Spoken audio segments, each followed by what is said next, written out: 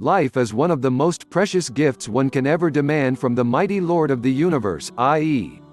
Allah Almighty, who not only created human beings but every single particle constituting the whole wide universe we can see and think of. Especially blessed are the ones who have been honored with the chance of living life as a Muslim, following the principles of life laid by Allah SWT himself, communicated to us through a scripture as exalted as Quran book. However, erroneousness of human nature compels many human beings to go astray and follow a lifestyle that not only creates many problems for them in this life but the life hereafter. This video describes some of the ways and habits every Muslim should avoid in order to live a life of peace and prosperity, also guaranteeing the accord of Allah Almighty in the eternal world. Stay away from the company of ill-intentioned people. This is very important. As mentioned earlier, human nature is prone to getting astray easily.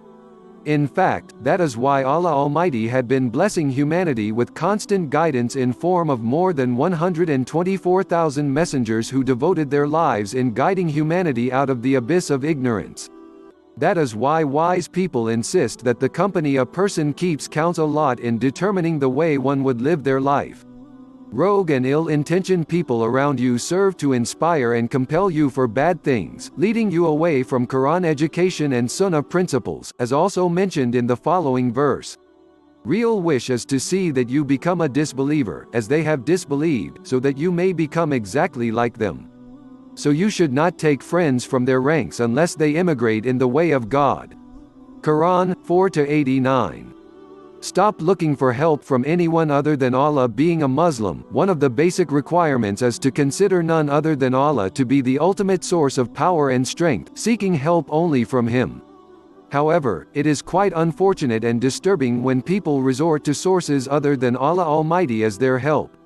Allah SWT loves every human being more than anyone else ever could, and listens to the pleas and prayers of those who resort to Him with full faith. Consider the following verse to get a better understanding of this. If my servants ask you about me, I am near. I answer the call of the caller when he calls on me. They should, therefore, respond to me and believe in me so that hopefully they will be rightly guided. Surat Al-Baqarah 186. Stop being ungrateful. For every human being in general, and for Muslims in particular, being ungrateful is the worst thing to do. Instead of asking for more and complaining about little things that you might have missed in life, think about how much you have gotten without even the need of asking from Allah Almighty.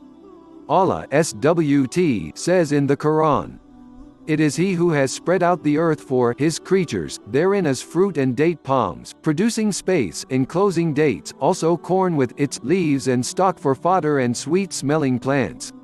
Then which of the favors of your Lord will ye deny?" Al-Rahman 55, verses 10-13. Conclusion: it is really up to us how happy we want to live in our lives.